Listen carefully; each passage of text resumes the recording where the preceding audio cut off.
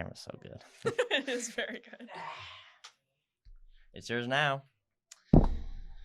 See now, what was supposed to happen today is I'm just not gonna say that. Anyway, Okay.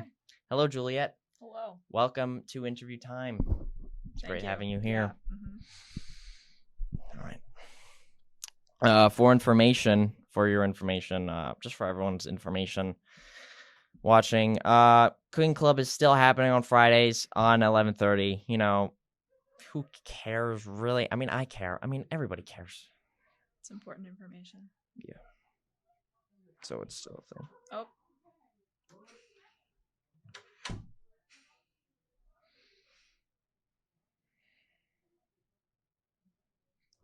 Do you know who that was? Well, you weren't. You were looking the other way, weren't you? I mean, I think so. I don't know. So you wouldn't even know. No. Kind of only opened the door and then closed it again. Yeah. Classic move. They're probably coming in here to do some homework or something, and we just repelled them. Yeah. No. It's funny to think that you can just do that, you know. Yeah. Yeah. Exactly. So, are you excited? You better be. Okay. Yeah. Yeah. For sure. Very excited. That's awesome. Right now. Mm-hmm. Very comfortable.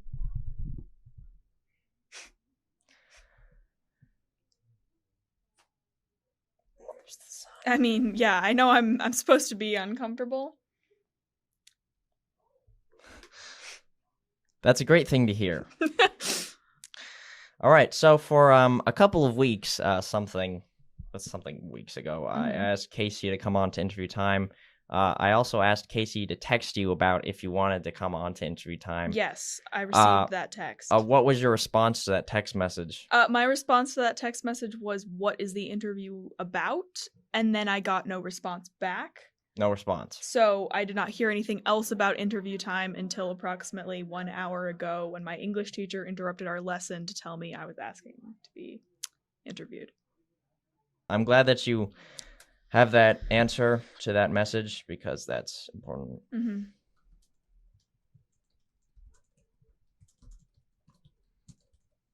Logistical reasons for that. Yeah. So, in the whole scope of Fusion Academy, what is it like to be the 8th person with a J name? That's a really good question, actually. There's so many others. Yeah, it's hard, to be honest. To be the 8th person. I mean, you know, obviously I would want to be the first person with a J name. Yeah. Naturally. And so I kind of feel like I'm always competing with these other J names, especially when some of them are so similar to mine. You know, we got Julie, I got Julia. I know. A lot of the time, it just kind of feels like I'm being pushed to the background. It's it's a rough life to live, but I persevere. I get through. That's good. Yeah. That's good. Mm-hmm.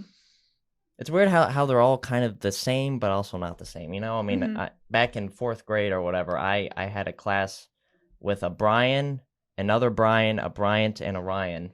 And so I have a lot of experience with this. And so I'm just not even going to go further. That's very introspective. Thank you. I try. I try to know what's going on in my mind. Introspect.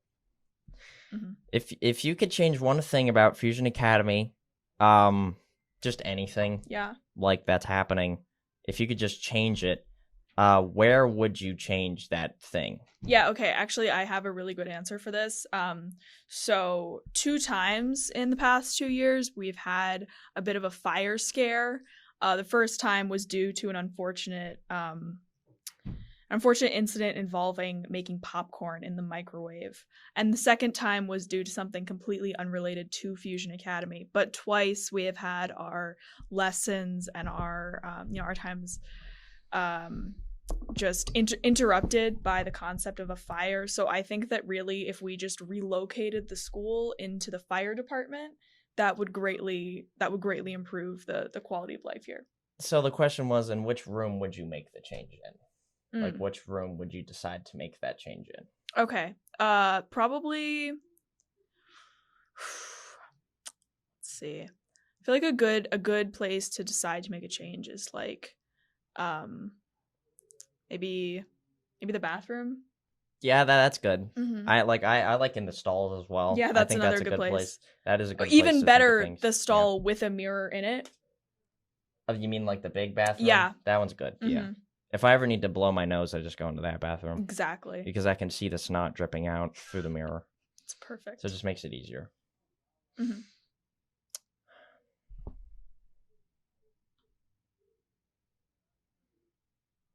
You can't see anything, can you? On the script? I No. can't? Okay. Because I don't want to spoil anything. You know. I'll spoil it. Do you believe in witches? Ooh. Yeah. Mm-hmm. Because I had a weird dream a couple of nights ago. I did. Pretty scary. Oh no, what happened? Nothing to do with witches. Oh, okay, yeah. Mm-hmm. I mean, maybe a witch put the dream into your head. Probably. Yeah. And I'm like, which one? Yeah. Yeah. Good question. I'd like to find them. We should maybe we can go on a witch hunt. Yeah. School field trip. Yeah. Just go find it. I'll talk about my dream a little bit. Basically, what happened is I was in the dream. I was in New York City. And what was happening is like 3 a.m. at night. And I was rummaging through an abandoned city hospital room in New York. Uh-huh. And it was a red building with red brick. And I was in it. And I was searching for something. And there was a light bulb. And I was searching for something and I couldn't find it. And I walked out of the room. And I walked out of the hospital. And some guy on the street, some punk, he punched me. Oh, wow. And he was walking his dog. And so what he did is he was walking his dog at night. So people think, oh, he's walking his dog. But then he punches me in the face. It's all a ruse. Yeah, it's like, how smart is that? Yeah, wow. He was walking his dog. Yeah, just to punch you. Yeah, he's just walking his poodle, and he robs me. Wow. And after punching me. Yeah. Okay. So wow. Yeah. But the dream ended before he robbed me. Oh, okay. So it's just like you weren't there when the robbery happened, but like it happened. No. Okay. Yeah, I got you. So, what's your favorite type of turtle? That's a good question. What is I think my favorite type of turtle is the ones, the ones that like that don't live in the zoo. You mean like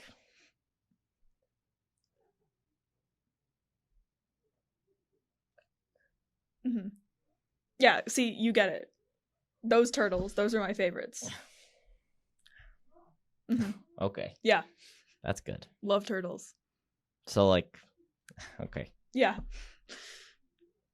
I wonder if those have any natural predators. That would be a shame. Yeah, for the turtle. So I was on the student website once, the Fusion Montclair student website, and I saw your profile. Oh, yes. On the student ambassador page. Yes, I do have a profile. It says that you hate bell peppers. Yes, I do. What exactly did Alexander Graham Bell do to piss you off so much? Yeah, well, again, so it's like it's bell peppers, so it's not so much about Alexander Graham Bell himself, but rather his stance on peppers. I just want to get this on the record. Just say that into the camera. Yeah, the Bell and his peppers, they really get to me. I could just convey the anger. Yeah, no, I'm not very good at really getting this all out because I don't often have the opportunity to talk about my severe hate. Now you do. Of peppers. And so just the fact that like he would really take a stance saying that peppers are good, that really didn't sit well with me. I don't know, I kind of lost myself there for a while. I went into hiding. I didn't show up again for weeks. It was a very dramatic time. I survived off of Lucky Charms and water from the local river. The local river. Yeah. Was it the Passaic? Because that would have been a bad local river to drink from. No, it was actually the East River, so it was also bad. Does this have anything to do with him faking the telephone? So it's a good question. Actually, yes, it does, because one thing people don't know about the faking of the telephone is that it involved peppers. Very like that was a core part of the plan.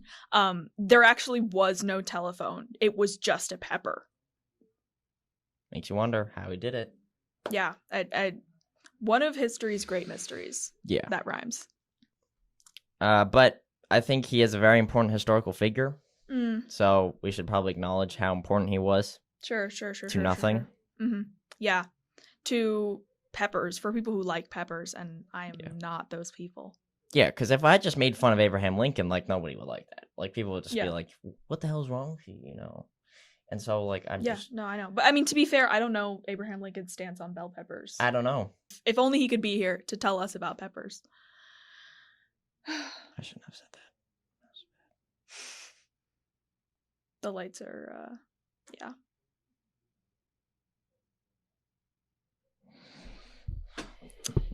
Got a nice little corner of light down there. There we go.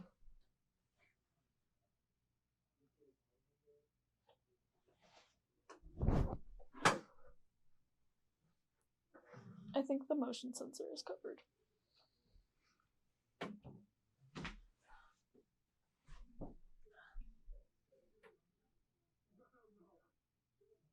And then there was light.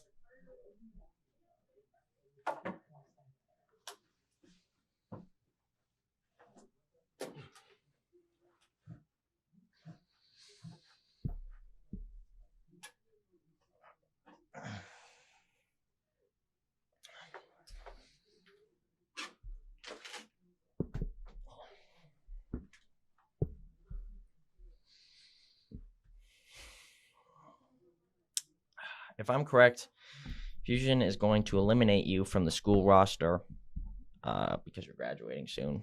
Yes, true. Are you going to take a rap year? A rap year? See, I get asked that a lot. I'm not, but I do know a few people that are. I think it's really cool to take a year off from school to just like really let your rap career take off. I mean, I've seen a lot of great artists come out of their rap years. I just wanted to interject here. Obviously, I made a mistake in the thing. Oh, what? I obviously meant in a lap year. Oh, a lap year. Oh, okay. Yeah. I actually know some people who are taking lap years too. I'm not a runner, or a swimmer, so I'm also not taking a lap year. But I mean, one of my best friends, I forgot her name, so you can tell we're really great friends. You forgot her name. Yeah. You forgot your best friend's name. Yeah. She's a really big runner.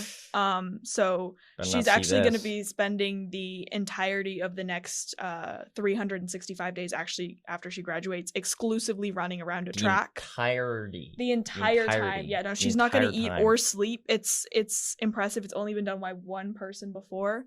Also so Nelson Mandela. We'll see if she survives. Yeah. For him, it was more of like a how long could I spend in jail a year? Sally Seawalker. She just decided that, you know, she really wanted to change the world, and she wanted to prove everybody that they were wrong and that a person really could survive 365 days without food or water while running. Scientists say it's impossible, but Sally Seawalker did it.